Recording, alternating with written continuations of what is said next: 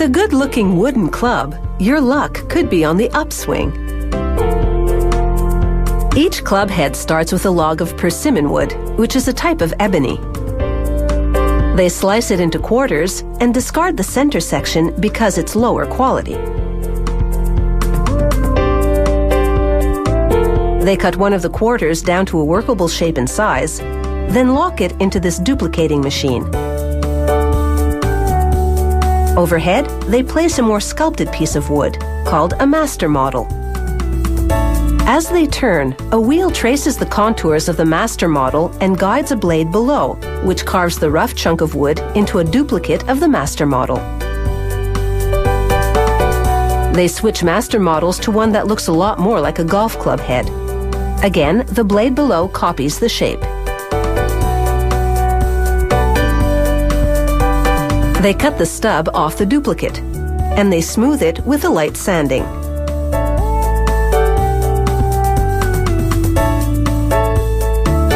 Next, using a spinning cutter, they carve a generous slot into the face of the club head.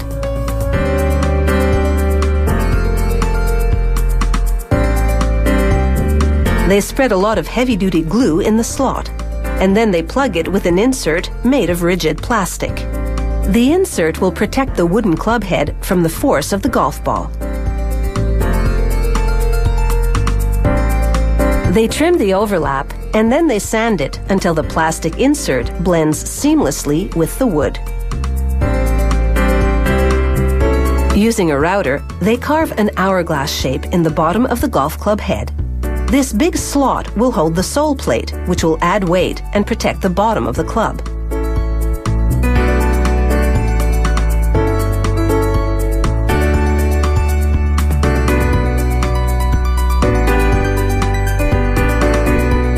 The club head can't be more than 3 grams off the target weight, so they add a lead pellet to make it a little heavier after factoring in the weight of the sole plate that's still to be installed.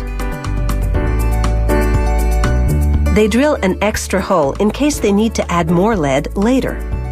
Then they press fit the lead pellet to the club head. They slather adhesive in the slot for the sole plate, and then install the sole plate, which is made of stainless steel. Again, sanding smooths away any bumps and grooves. With a drill, they bore a hole in the neck of the golf club head. They slide a glue-coated metal sleeve into that hole.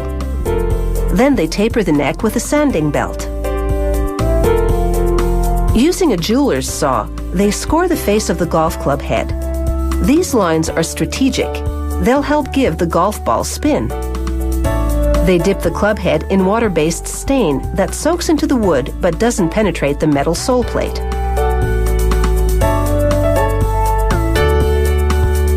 Then, things get messy as they rub a pasty substance all over the golf club head, plugging the open pores of the persimmon wood. It's a crucial step that will allow them to achieve a mirror finish later.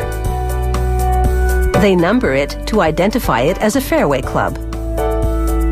And then they give the sole plate a good scrubbing with steel wool to get rid of any fingerprints. They spray it with 5 coats of polyurethane. They push the glue-covered end of the shaft into the sleeve in the club head. They adjust the weight by inserting some pulverized lead in the extra hole drilled earlier. For a player to hit balls accurately, each club in the set has to feel as if it's the same weight. So there's one more weigh-in before they decide this wooden golf club is up to par.